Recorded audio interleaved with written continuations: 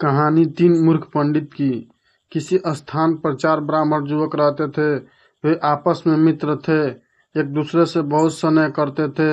उन चारों मित्रों में से तीन ने गुरुओं के आश्रम में जाकर विद्या ग्रहण की थी और शास्त्रों का अध्ययन किया था, जबकि चौथा अनपढ़ था। उसने कभी किसी विद्यालय का मुंह नहीं देखा था, पर उसमें व्यवहारिक समझ बहुत थी। जबकि बाकी तीनों ब्राह्मण विद्वान तो थे, पर उनमें व्यवहारिक बुद्धि और जीवन की मोटी समझ बिल्कुल नहीं थी। एक दिन की बात है, तीनों ब्राह्मण युवक ने सोचा, हमने शास्त्रों का इतना अध्ययन किया है, तो इतनी विद्या ग्रहण की है, पर उनसे क्या फायदा अगर बदले में हम उनसे सम्मान या धन अर्जित न कर पाए।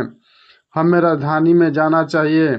वहाँ राजा ही नहीं बल्कि बड़े बड़े धनी लोग और नगर सेठ भी हैं। वहाँ जाकर हम अपनी विद्याओं का विद्वता का प्रदर्शन करें तो हमें खूब सम्मान और धन भी मिलेगा।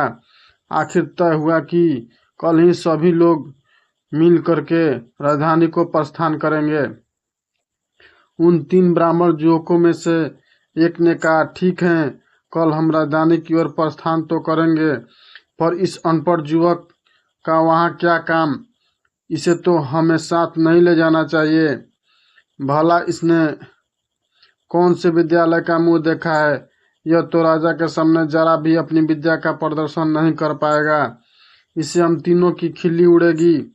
इस पर युवक ने कहा, दूसरे युवक ने कहा, भले ही हमारा यह साथी धन विद्या आदि से रहित है, पर फिर इस कारण हमें इसे छोड़ना नहीं चाहिए।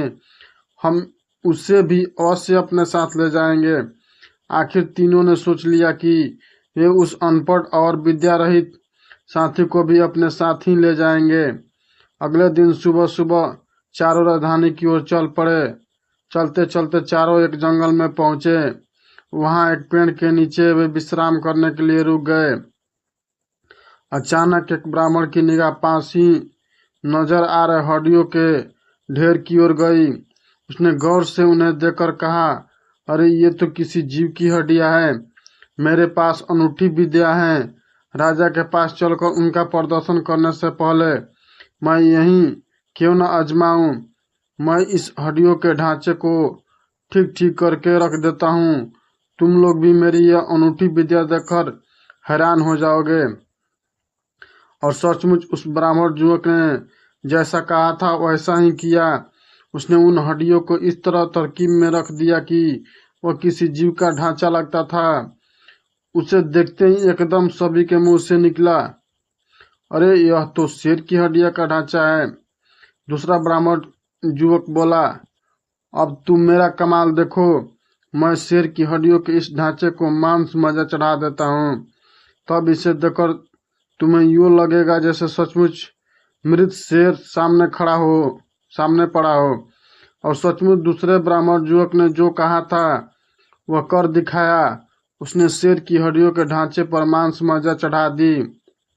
अब वह एकदम शेर जैसा नजर आने लगा था। तीसरे की अपूर्व विद्या की सब तारीफ कर रहे थे। तभी तीसरे ने कहा, अब तुम मेरा कमाल देखो, मैं इसमें जान डाल देता हूँ। तब ये एकदम असली शेर की तरह चलने फिरने और दहाड़ने लगेगा। यह देखकर चौथे मित्र ने कहा, भाई मैं अनपढ़ जरूर हूँ, पर इतना जरूर जानता हूँ कि जब तुम इस शेर को जिंदा कर दोगे तो यह सबसे पहले तुम ही को खाएगा। इसलिए मेरा कहना है कि ऐसा काम मत करो जिसे तुम्हें बाद में पछताना पड़े। यह सुनकर तीनों विद्वान ब्राह्मण हंसने लगे। बोले, भाई तुम समझते ही नहीं हो कि ऊंची विद्या क्या होती है। उसकी प्रशंसा करना तो दूर, उल्टे तुम हमें डरा रहे हो। अरे भाई, शेर जिंदा हो गया तो क्या वह हमें क्यों खाएगा? क्या वह भूल जाएगा कि हमने उस पर उपकार किया है? हम जैसे उपकार करने वालों को भला वह कैसे खा सकता है? उल्टा वह तो सिर झुकाकर हमें प्रणाम करेगा। सुनकर उस अनपढ़ ब्राह्मण ने कहा, भाई मुझे तो यही लगता है कि शेर जिंदा होते ही सबसे पहले हमें खाएगा, इसलिए पहले मुझे तो पेड़ पर चढ़ जाने दो, फिर तुम्हें अपनी ऊंची विद्याओं का जो भी कमाल का प्रदर्शन करना हो मजे से करना। कहकर चौथा अनपढ़ ब्राह्मण युवक झट से पेड़ पर चढ़ गया। उधर तीसरे ब्राह्मण ने अपनी अपूर्व विद्या का प्रदर्शन किया और शेर के शव में जान डाल दी। उसकी विद्या सचमुच कमाल की थी, लिहाजा शेर ऐसे उठ खड़ा हुआ जैसे वो सो रहा हो और सोते सोते उठ गया हो। लेकिन जीवित होते ही शेर जोर से दहाड़ा और उसने देखते ही देखते उन तीनों विद्वान ब्राह्मणों का काम तमाम कर दिया, जिनके पास अपूर्व सिद्धियां थी पर दुनियादारी वाली अक्स रत्ती भर नहीं थी। चौथा ब्राह्मण युवक अनपढ़ था पर उसमें जीवन की व्यवहारिक समझ बहुत थी, इसलिए वह जीवित बच गया। शेर के वहां से जाते ही वह धीरे से पेड़ से उतरा और अपने तीनों विद्वान साथियों को शोक मग्न होकर याद करते हुए चुपचाप घर की ओर चल दिया। चलते हुए मन ही मन कह रहा था, दुनिया की सब विद्याएं बड़ी है पर व्यवहार ज्ञान उनसे भी बड़ा है। जीवन का व्यवहारिक ज्ञान न होने के कारण ही मेरे तीनों विद्वान मारे गए।